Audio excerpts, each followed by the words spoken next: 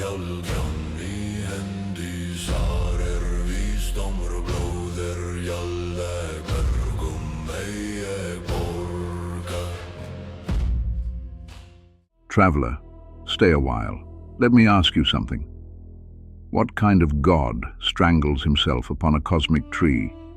What kind of king bleeds by his own spear and stares into the abyss with a single eye just to understand the fabric of existence? Some gods seek power, some seek glory, some desire only to be worshipped. But Odin, the Allfather, he seeks the truth. And the truth, my friend, is a terrifying thing to hold.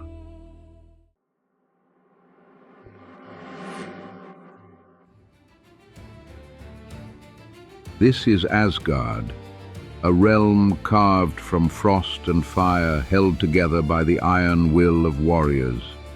Look around you. Do not be fooled by the gold. Here the wind carries the metallic scent of ancient battles. The stones themselves seem to wait for a command. It is a place of beauty, yes, but it is a brutal beauty. And in this land, one presence bends the wind, alters fate, and shapes the path of both gods and men. Odin, the Grimnir, the Hooded One, the father of the slain. But to understand the Father, we must first look at the shadows that follow him. A king is often defined by his court, but Odin is defined by his beasts. He is never truly alone. He is a god of the mind, and his mind has wings. Two ravens sit upon his shoulders.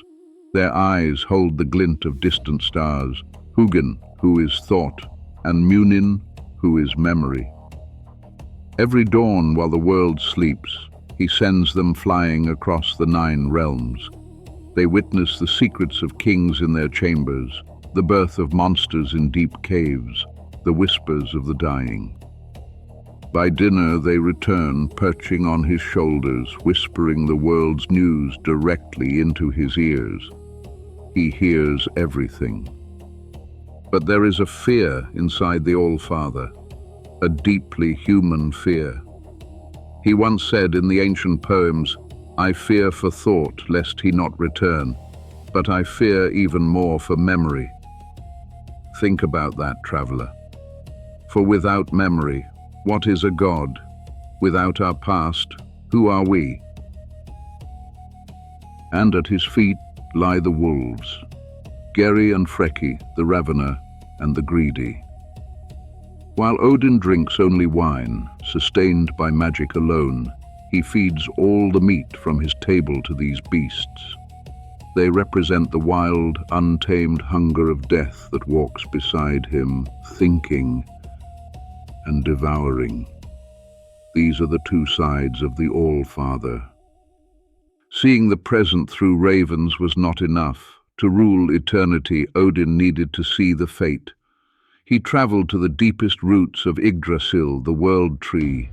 There lies a well older than memory, Mimir's well, the source of cosmic wisdom. Odin approached the guardian, the ancient entity Mimir, and asked for a single drink from the dark waters. Mimir looked at the king of gods and named a price that would break a lesser man. He said, "Wisdom is not free, Allfather. To see everything, you must give up part of your sight." Odin did not hesitate. He did not bargain.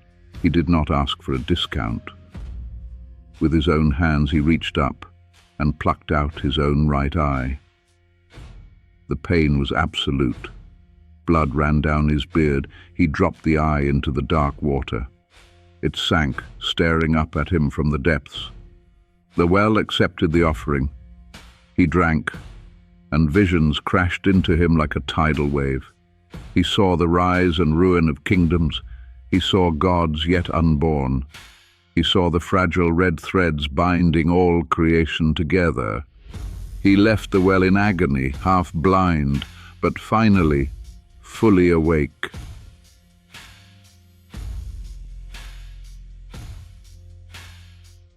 And yet, it was still not enough. The runes, the hidden codes of reality, the magic that shapes the universe, remained silent to him. So Odin chose a sacrifice no god had dared before, the ultimate ritual of death and rebirth. He climbed the World Tree Yggdrasil into the howling winds. He drove his own spear, Gungnir, through his chest, pinning himself to the wood. Given to Odin, myself to myself, the old poems say. He hung there for 9 long nights, 9 days of silence, no food, no water, no comfort, only the cold wind biting his skin and his own blood dripping onto the roots below. He hovered between life and death, staring into the abyss beneath the tree. On the 9th night, just as his spirit was about to break, the shapes began to form. The runes revealed themselves. With a final scream of triumph, he seized them and fell back to the earth. He died a king and rose the master of runes. Sár Vísdómur blóðir jál, sannleikur elhjálpjan í hendi. Sár Vísdómur blóðir jál, bergum megi borga. Why endure such pain? Why carve out an eye? Why chase wisdom so relentlessly? Because Odin knows something other gods choose to ignore. He knows the end is coming.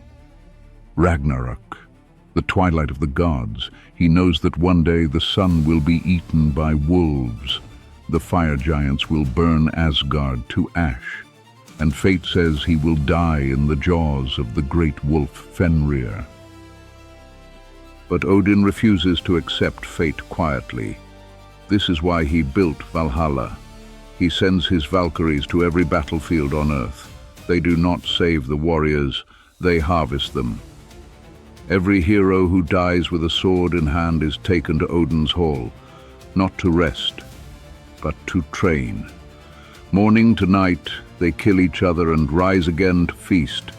He is building an army to fight the inevitable darkness. He knows he might lose. The prophecy is clear, but he prepares to fight anyway. That is his tragedy, and that is his glory. In Norse belief, wisdom is never a gift. It is a wound. Leadership is forged in sacrifice. Odin embodies a brutal law of the North. A leader must pay more than those he leads. He didn't give his eye for mercy. He did not bleed for fame. He sacrificed because survival demanded payment. He teaches us that if you want to change your reality, first, you must be willing to sacrifice a part of yourself. Even now, his shadow stretches into our stories. Look closely at the legends you love today. Every grey wizard leaning on a staff.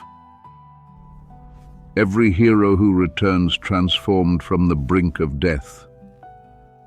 Every rune-carved blade, and every mentor who paid a terrible price for wisdom. They all carry the mark of the Allfather. He is not just a god of the past. He is the archetype of the seeker. And every time we ask ourselves, what would I give to understand the truth? We echo Odin's ancient choice. My steps through Asgard end here for now, but the realms are many, and the old gods whisper from every corner.